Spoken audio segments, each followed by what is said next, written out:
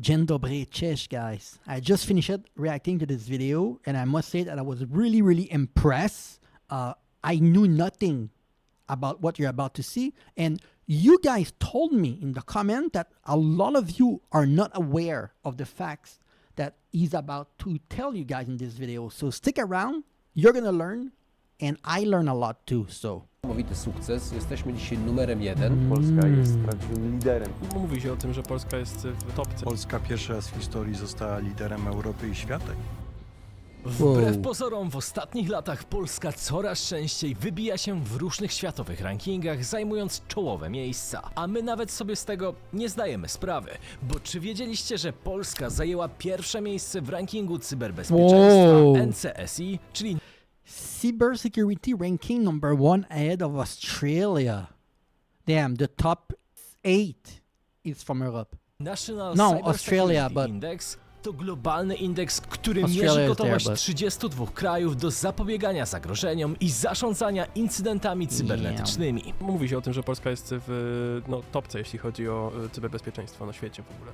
Tak, jest dobrze postrzegany nasz kraj. Nie bez powodu. Mamy świetnych ekspertów, specjalistów, nie tylko w takich dziedzinach technologicznych, ale również w dziedzinach związanych. It makes sense, honestly, because of people in the past have said that Russia have meddled into American election. So you guys think that Russia maybe is going to do something because a lot of people think that World War III is going to be an internet war, a technological war rather than on the ground. So it makes sense that a lot of countries are trying to be stronger when it comes to cybersecurity. Z cyberbezpieczeństwem.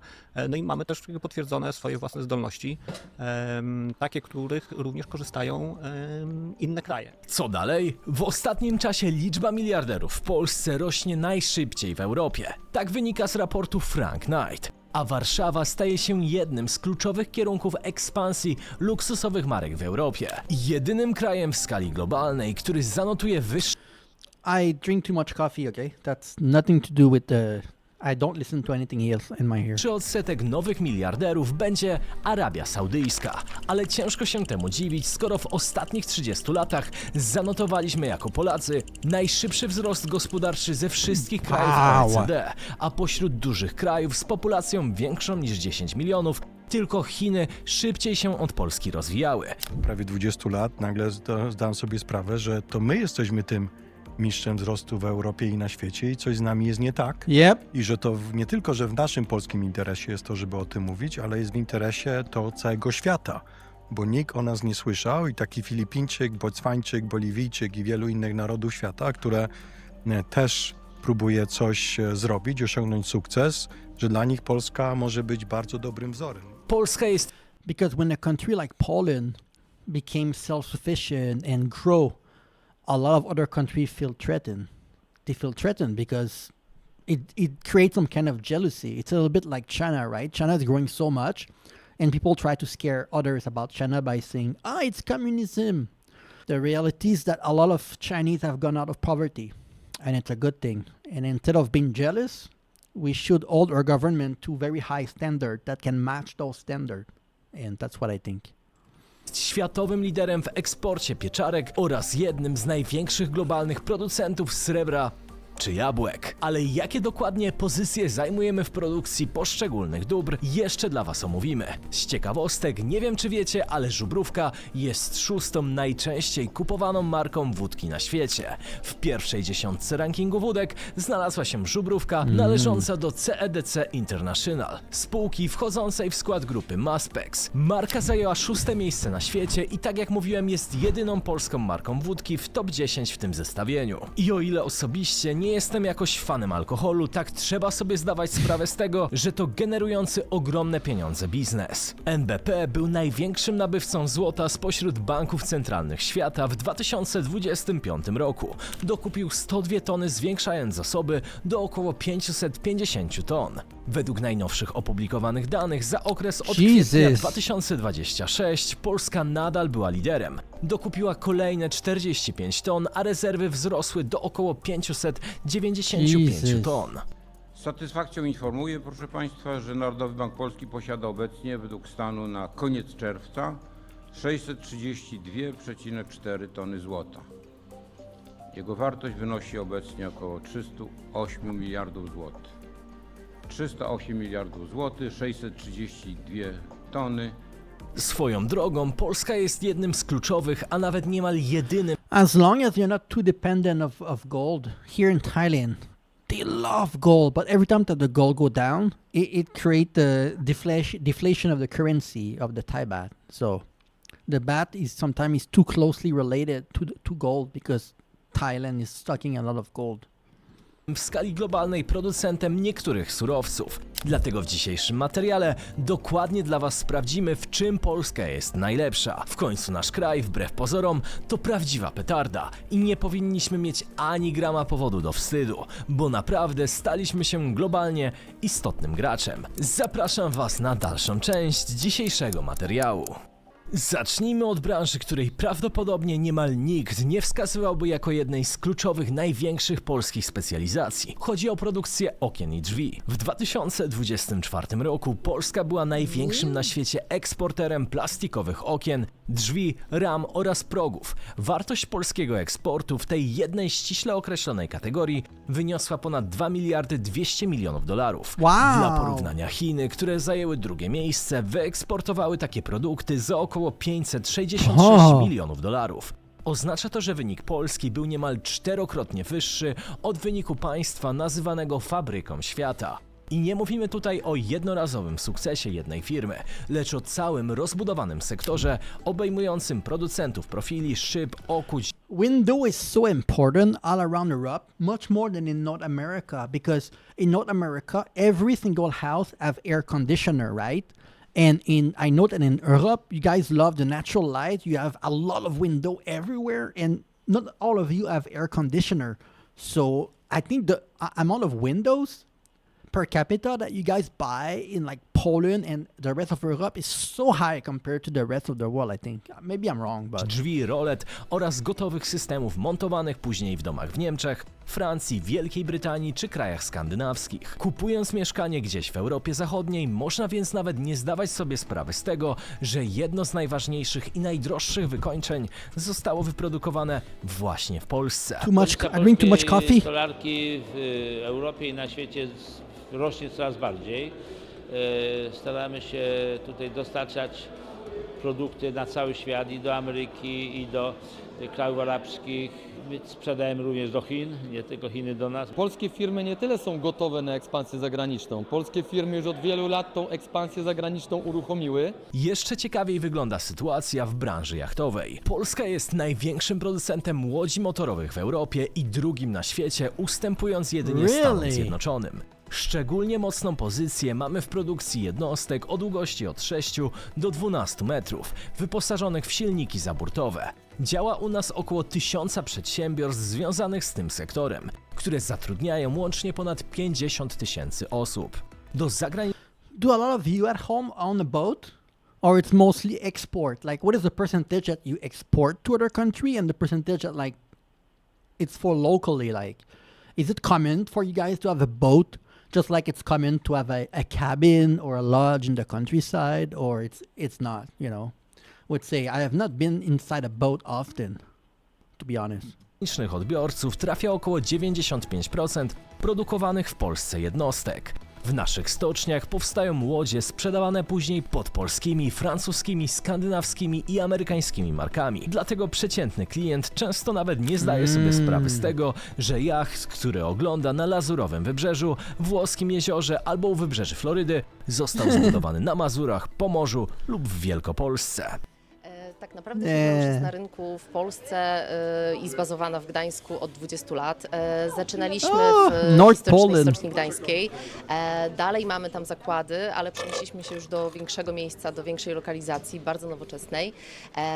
Także tak naprawdę zaczęło się od małego warsztatu, od pasji naszego założyciela, czyli pana Francisa Lapa. Pan Francis zdecydował, że to jest to, co go interesuje, to jest branża, która go interesuje, jachty to jest jego pasja, więc tak naprawdę zaczęło się od pasji. Zaczęło się od tego, że pan Francis kocha jachty, kocha katamarany. Stwierdził, że to jest coś, czego brakuje też na rynku nie tylko polskim, ale i w Europie, na świecie.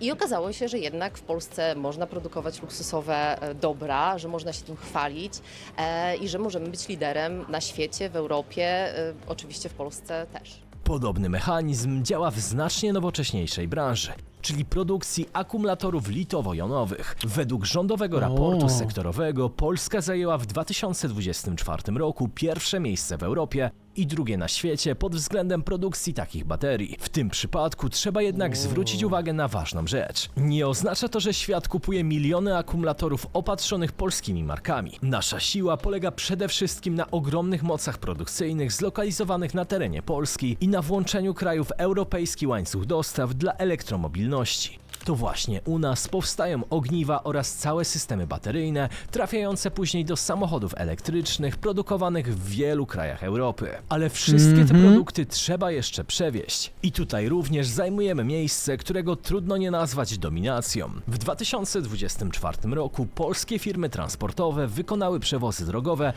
What is the percentage of car in Poland and Europe that is electric versus dependent on gas and oil? I feel like in North America and Canada, where I'm originally from, there's such a big resistance to not go electric.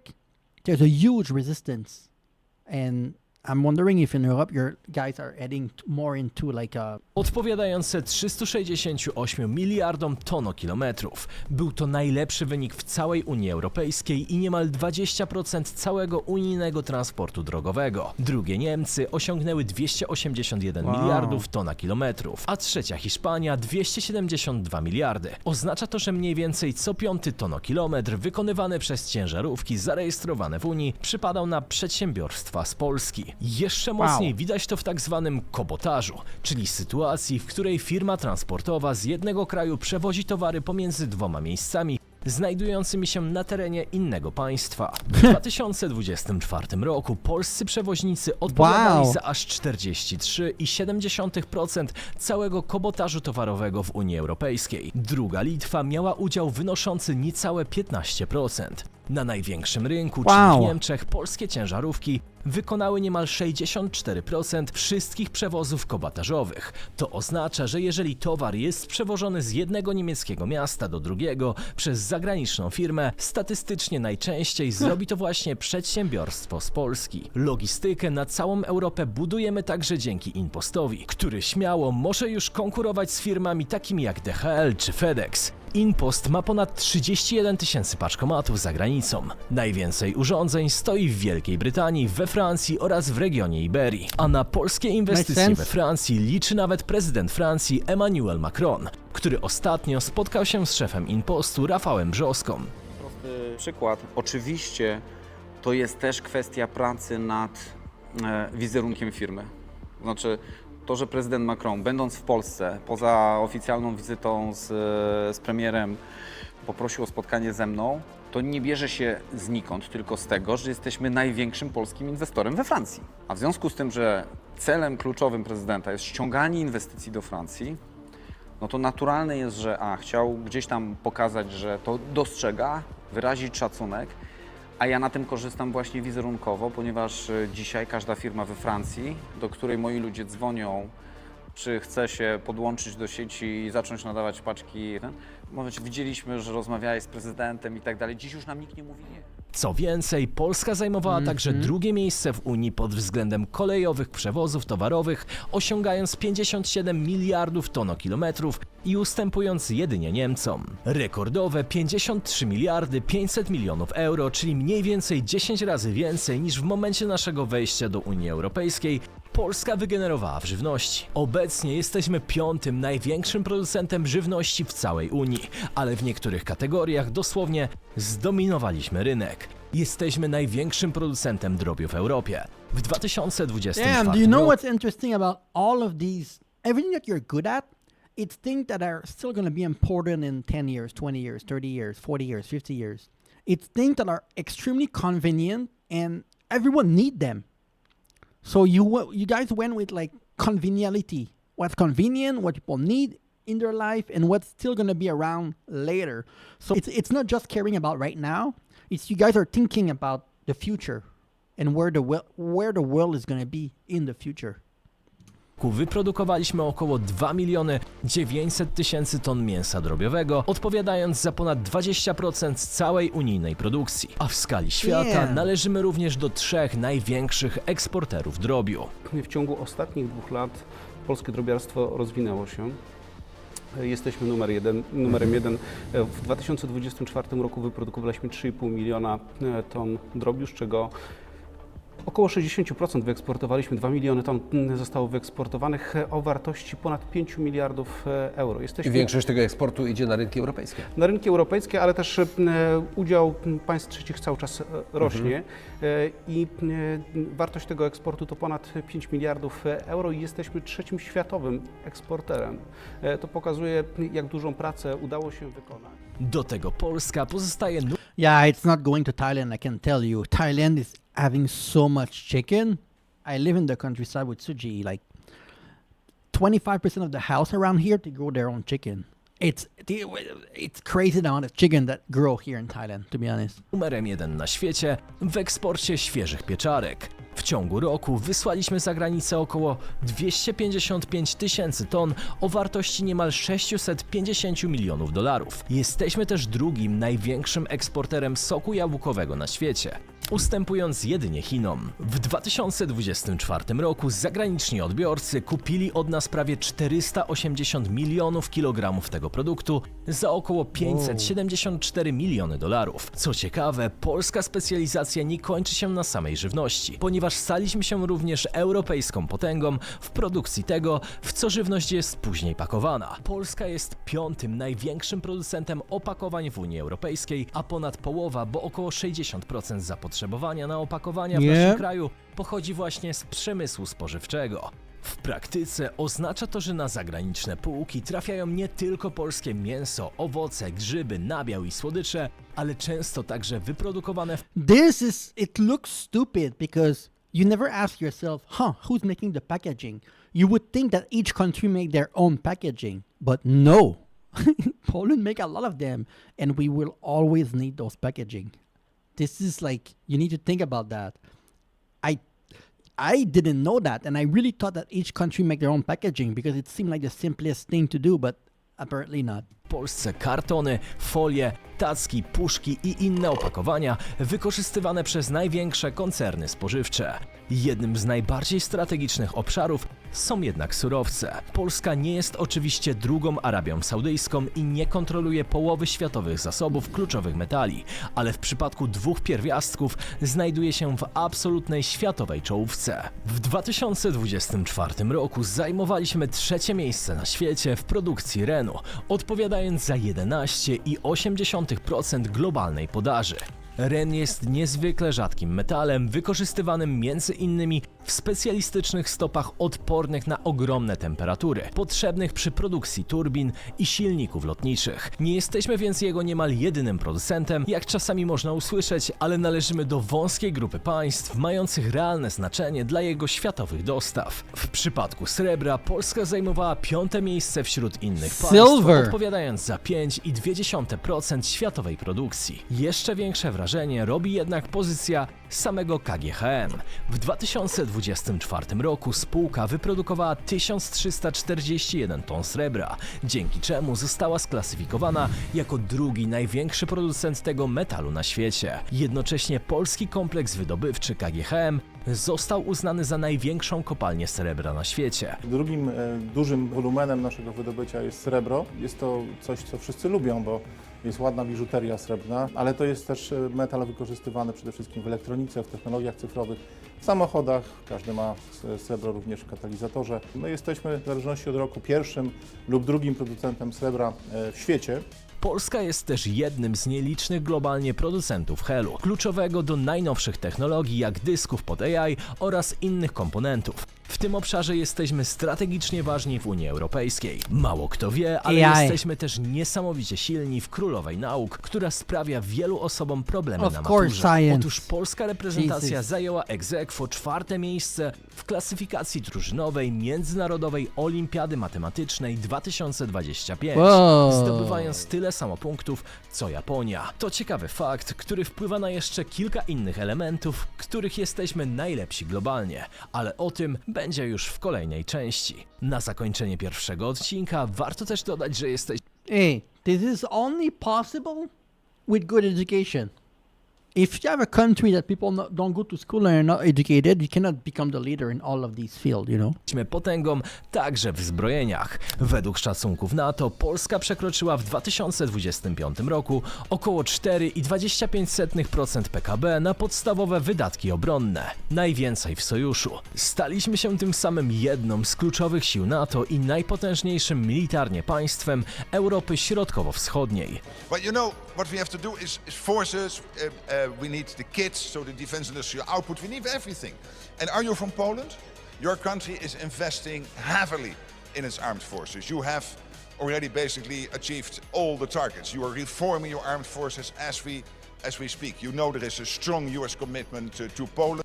Imagine what you guys could do. You already do a lot, but imagine how much more you could do if you didn't have to spend as much in your military.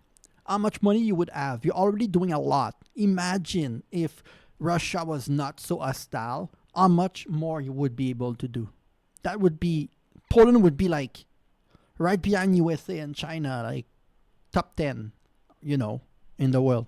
We have heard this from every senior politician in the US, but of course we have to look and make sure every day that we are as strong as possible. Polska ma jeszcze multum innych sukcesów, o których nie mówi się wystarczająco głośno. Dlatego w kolejnym odcinku w tej miniserii pokażemy wam nasze kolejne powody do dumy. Kiedy możecie spodziewać się tego odcinka? Myślę, że w przeciągu 2 tygodni.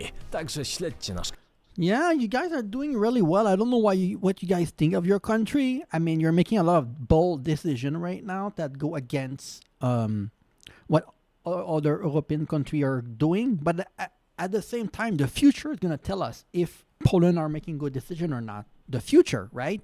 In 10 years, 20 years, we will be able to look at Poland from 2026 and say, yes, they made a bunch of good decisions, or no, they are going the wrong direction. And only the future can tell. But I think that based on everything that I'm seeing here and what I know of Poland now, I think that you guys are heading overall into the right direction. While a lot of other European countries are really struggling right now. So thank you guys for the amazing suggestion.